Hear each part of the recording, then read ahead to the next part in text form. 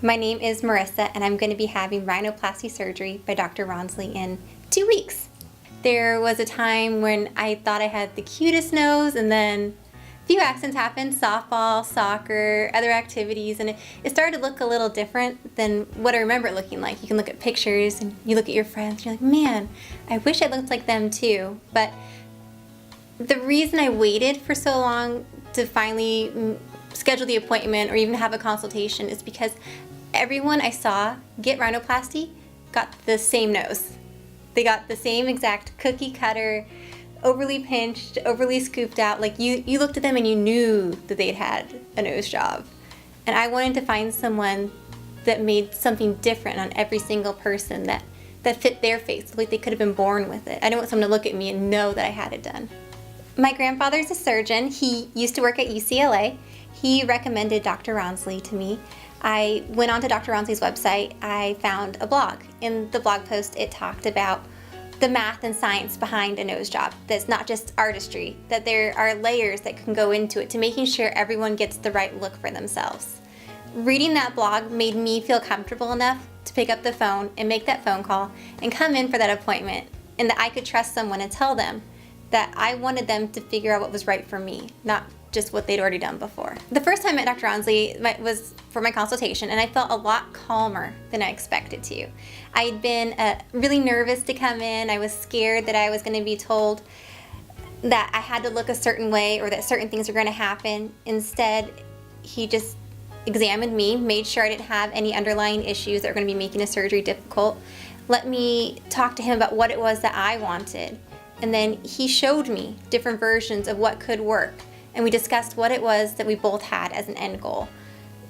Being a part of the decision-making process made it feel like this was a no-brainer. This was the only choice to make, was to come here. During my consultation with Dr. Rawnsley, he did computer imaging. I sat right next to him. I watched him sculpt my face from the side, from the front, or I should say my nose from the front and from the side. And he showed me what I could look like after surgery. He discussed why he was doing certain things, and I was giving him my input, and we made a partnership, and we kind of created a plan for what I could look like after surgery was done. And I trusted his eye and his opinion so much. I mean, there wasn't anything I wanted to tweak. He did such a great job. 2 weeks before surgery, I'm honestly a little nervous. I have ups and downs. There are days where I stare at myself in the mirror and I imagine what I'm gonna look like. My husband took a photo of me last week, and it was from an angle where I'm looking down and you can see the way the sun's hitting on the hump right here. It's like, oh my gosh, 2 more weeks and it's gone, 2 more weeks and it's gone. But then I wake up and there's that moment of fear, because I mean, it's a surgery, and I'm getting up and I'm going in and I'm going to have something done and I'm going to be gone from work. But then I look at that before and after photo, and then I just get really excited again, and I can't wait for it to be 2 weeks from now. I drove by on the way here today, and it's like, oh my gosh, just 2 more weeks. Hi, I'm Marissa. I just had rhinoplasty with Dr. Rawnsley 7 weeks ago today, and I think I look amazing.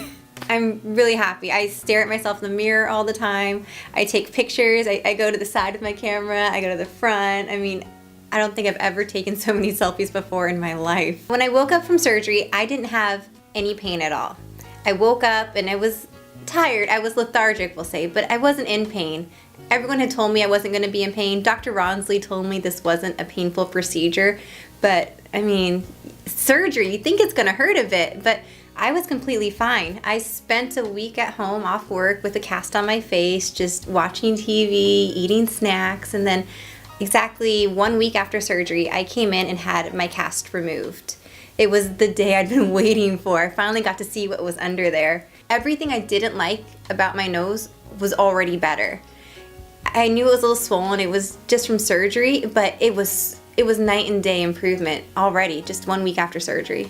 I was worried that I was going to go out into public and people would know I had something done. I didn't want to be that person that they were like, oh, you've had work done. But I've gone out and I've seen my friends, and I've been kind of actually waiting now for them to be like, oh my gosh, look at your nose, you look so wonderful. But no one's known. Instead, it's been, you look so pretty. Is this new makeup? Is your hair different? They know something's different. They know something's better, but they don't know what it is. And then when I point it out, they look to me and they go, wait, turn your head. And they all do the same sound, that, you look so good. It looks so good. And it just makes me feel so happy that it doesn't look fake, because they don't know it's there. But it just, I guess it looks like me, but better. It's cute, it's adorable. It looks like, when you look at other people, everyone's noses are different. And then you can see those other ones that look all the same. This one just looks like the one that I should have gotten from birth, and I had to go see Dr. Rawnsley to pick it up.